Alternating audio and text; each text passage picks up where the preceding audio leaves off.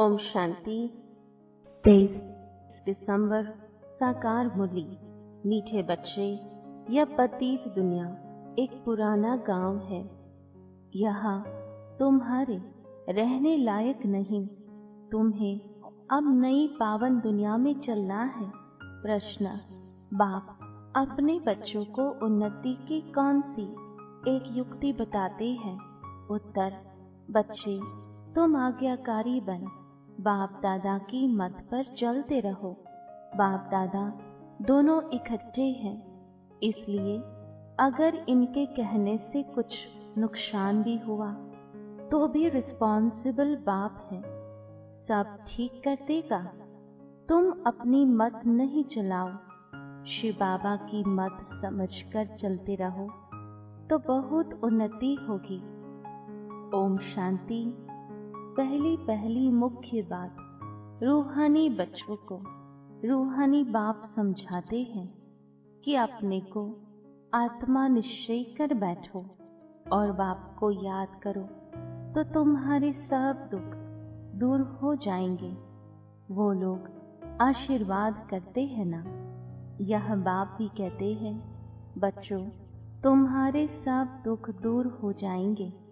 सिर्फ अपने को आत्मा समझ बाप को याद करो। यह तो अति सहज है। यह है भारत का प्राचीन सहज राजयोग। प्राचीन का भी टाइम तो चाहिए ना। लॉन्ग भी कितना। बाप समझाते हैं, पूरे 5000 वर्ष पहले यह राजयोग सिखाया था। यह बाप बिगड़ कोई समझा नहीं सकते और बच्चों बिगड़ कोई समझ न सके। गायन भी है, आत्माएं, बच्चे और परमात्मा बाप अलग रहे बहुकाल। बाप ही कहते हैं, तुम सीढ़ी उतरते उतरते पतित बन पड़े हो। अब स्मृति आई। सब चिल्लाते हैं, हे पतित पावन। कलयुग में पतित ही होते हैं, सतयुग में होते हैं पावन। वह है ही पावन दुनिया। यह पुरानी पतित दुनिया रहने लायक नहीं है, परंतु माया का भी प्रभाव कोई कम नहीं है। यहाँ देखो तो 100-125 मंजिल के बड़े बड़े मकान बनाते रहते हैं। इनको माया का पॉम्प कहा जाता है। माया का जलवा ऐसा है, जो कहो स्वर्ग चलो तो कह देते। हमारे लिए स्वर्ग तो यहाँ ही है। इनको माया का जलवा कहा जाता है, परंतु तुम बच्चे जानते हो, यहाँ तो पुराना गांव है। इनको कहा जाता है नर्क। पुरानी दुनिया सो भी रौरव नर्क। सतयुग को कहा ही जाता है स्वर्ग। यह अक्षर तो है ना। इनको विशियस वर्ल्ड तो सब कहेंगे, वाइसलेस वर्ल्ड तो यह स्वर्ग था। स्वर्ग को कहा ही जाता है वाइसलेस वर्ल्ड। नर्क को विशियस वर्ल्ड कहा जाता है। इतनी भी सहज बातें क्यों नहीं किसी की बुद्धि में आती है? मनुष्य कितने दुखी हैं, कितने लड़ाई झगड़े आदि होते रहते हैं। दिन प्रतिदिन बॉम्ब्स आदि भी ऐसे बनाते रहते हैं जो गिरे और मनुष्य खत्म हो जाए, परंतु तुच्छ बुद्धि मनुष्य समझते नहीं है कि अभी क्या होने वाला है। यह बातें कोई समझा नहीं सकते सिवाय बाप के। क्या होने वाला है? पुरानी दुनिया का विनाश होना है और नई दुनिया की स्थापना भी गुप्त हो रही है। तुम बच्चों को कहा ही जाता है गुप्त वॉरियर्स। कोई समझते हैं क्या कि तुम लड़ाई कर रहे हो? तुम्हारी लड़ाई है ही 5 विकारों से। सबको कहते हो पवित्र बनो, एक बाप के बच्चे होना। प्रजापिता ब्रह्मा के बच्चे तो सब भाई बहन हुए ना। समझाने की बड़ी युक्तियां चाहिए, प्रजापिता ब्रह्मा के तो ढेर बच्चे हैं, एक तो नहीं, नाम ही है प्रजापिता। लौकिक बाप को कभी प्रजापिता नहीं कहेंगे। प्रजापिता ब्रह्मा है तो उनके सब बच्चे आपस में भाई बहन, ब्रह्मा कुमार कुमारियां ठहरे ना, परंतु समझते नहीं। जैसे पत्थर बुद्धि है, समझने की कोशिश भी नहीं करते। प्रजापिता ब्रह्मा के बच्चे भाई बहन हो गए, विकार में तो जा न सके। तुम्हारे बोर्ड पर भी प्रजापिता अक्षर बहुत जरूरी है। यह अक्षर तो जरूर डालना चाहिए। सिर्फ ब्रह्मा लिखने से इतना जोरदार नहीं होता है, तो बोर्ड में भी करेक्ट अक्षर लिख सुधारना पड़े। यह है बहुत जरूरी अक्षर। ब्रह्मा नाम तो फीमेल का भी है, नाम ही खुट गए हैं तो मेल का नाम फीमेल पर रख देते हैं। इतने नाम लाए कहाँ से? है तो सब ड्रामा प्लान अनुसार। बाप का वफादार आज्ञाकारी बनना कोई मासी का घर नहीं है।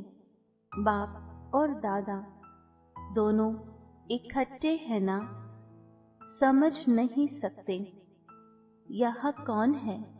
तब शिव बाबा कहते हैं मेरी आज्ञा को भी समझ नहीं सकते हैं।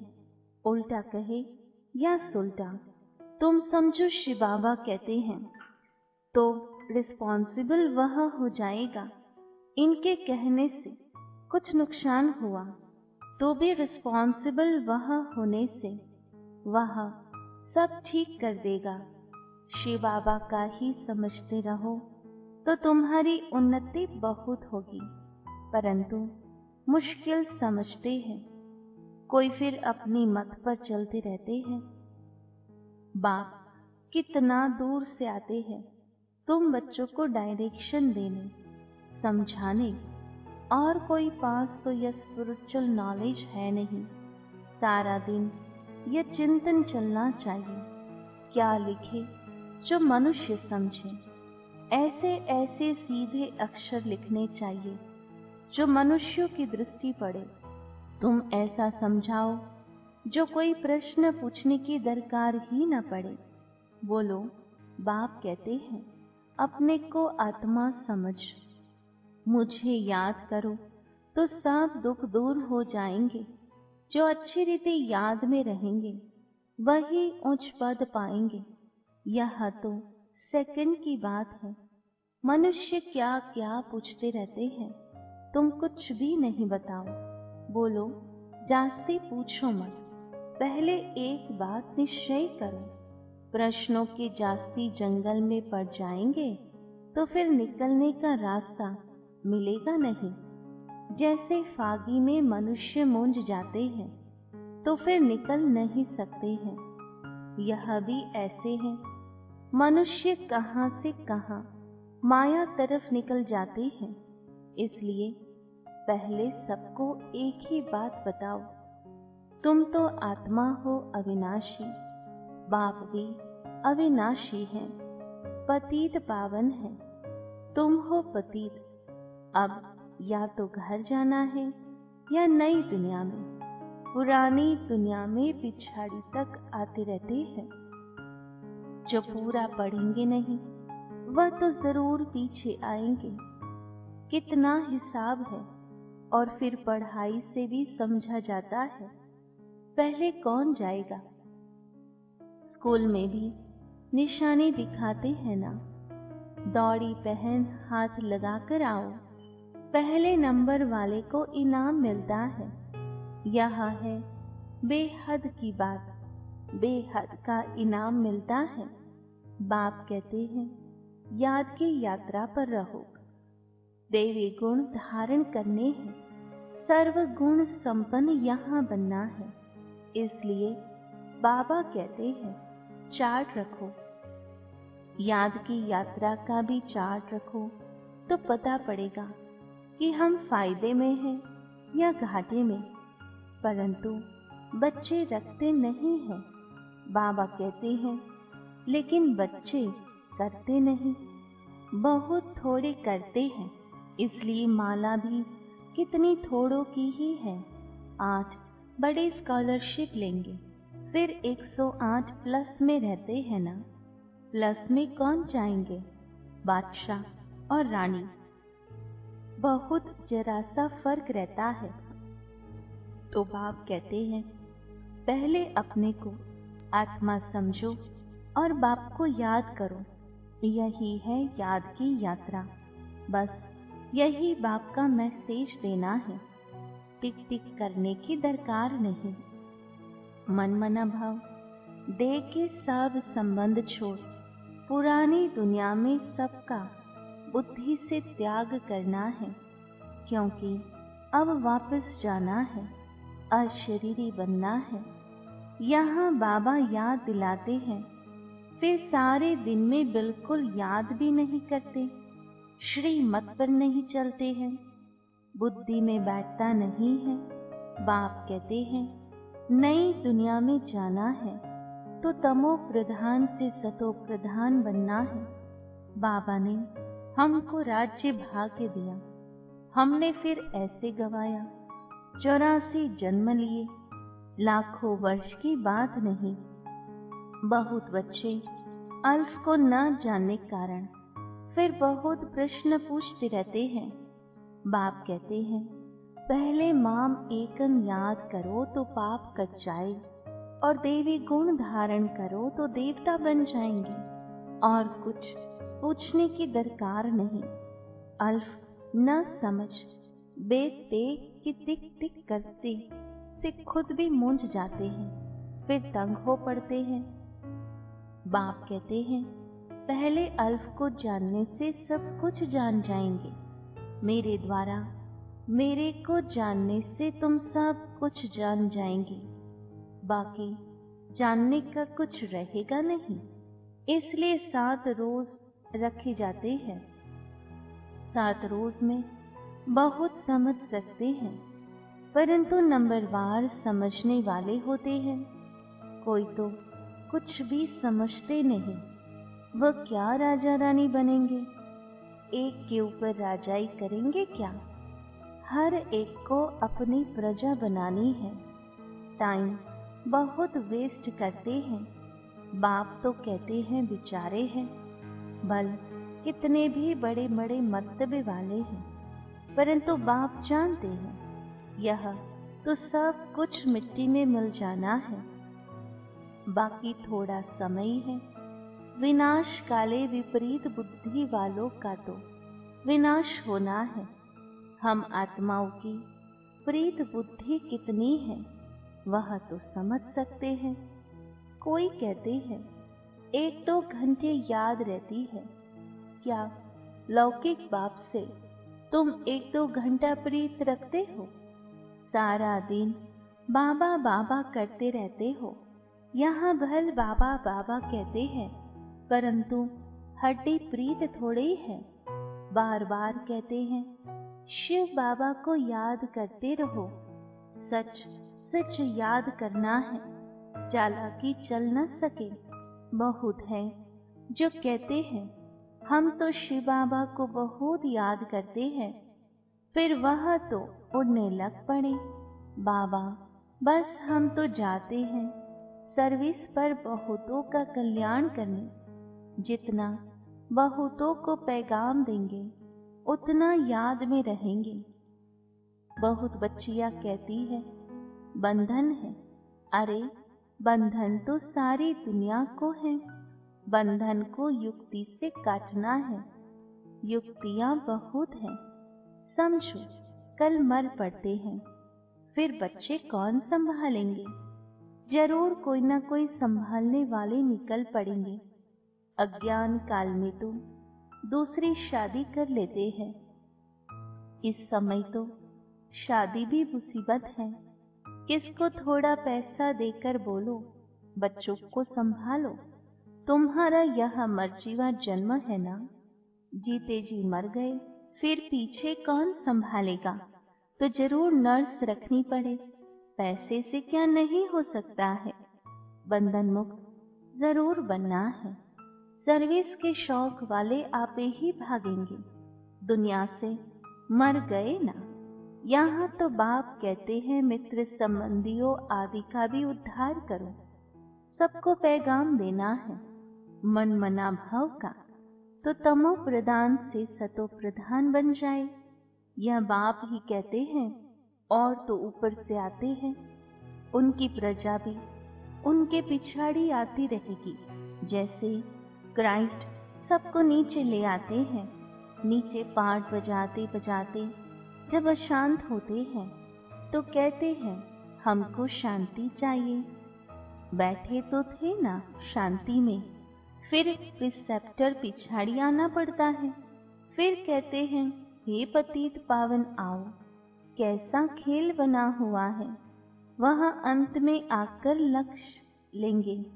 बच्चों ने साक्षात्कार किया हुआ है, मन मना भाव का लक्ष्य आकर लेंगे।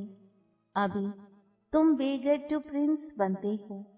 इस समय के जो साहूकार है वो बेगर बनेंगे। वंडर है, इस खेल को जरा भी कोई नहीं जानते हैं। सारी राजधानी स्थापन हो रही है, कोई तो गरीबी बनेंगे ना। यह बड़ी दूरांदेशी बुद्धि से समझने की बातें है। पिछाड़ी में सब साक्षात्कार होगा। हम कैसे ट्रांसफर होते हैं।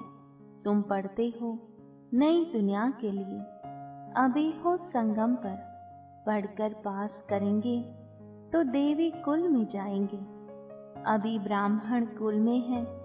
यह बातें कोई समझ न सके। भगवान पढ़ाते हैं, जरा भी किसी की बुद्धि में नहीं बैठता। निराकार भगवान जरूर आएगा ना। ये ड्रामा बड़ा वंडरफुल बना हुआ है, उसको तुम जानते हो और पाठ बजा रहे हो। त्रिमूर्ति के चित्र पर भी समझाना पड़े। ब्रह्मा द्वारा स्थापना, विनाश तो ऑटोमेटिकली होना ही है, सिर्फ नाम रख दिया है। यहाँ भी ड्रामा बना हुआ है। मुख्य बात है अपने को आत्मा समझ बाप को याद करो तो जंग उतर जाए। स्कूल में जितना अच्छी रीति पढ़ेंगे बड़ी आमदनी होगी। तुमको 21 जन्म के लिए हेल्थ वेल्थ मिलती है, कम बात है क्या। यहाँ भल वेल्थ है, परंतु टाइम नहीं है जो पुत्र पौत्रिक खा सके। बाप ने सब कुछ इस सेवा में लगा दिया तो कितना जमा हो गया। सबका थोड़ी जमा होता है। इतने लखपति हैं, पैसा काम आएगा नहीं। बाप लेंगे ही नहीं जो फिर देना पड़े। अच्छा, मीठे मीठे सिकिलत है बच्चों प्रति माता पिता बाप दादा का याद प्यार और गुड मॉर्निंग। रूहानी बाप की रूहानी बच्चों को नमस्ते। रूहानी बच्चों की रूहानी बाप दादा को याद प्यार, गुड मॉर्निंग और नमस्ते। धारणा के लिए मुख्य सार। पहली पॉइंट, बंधन काटने की युक्ति रचनी है। जिगरी बाप से प्रीत रखनी है। बाप का सबको पैगाम दें, सबका कल्याण करना है। दूसरी पॉइंट, दूरांदेशी बुद्धि से इस बेहद के खेल को समझना है।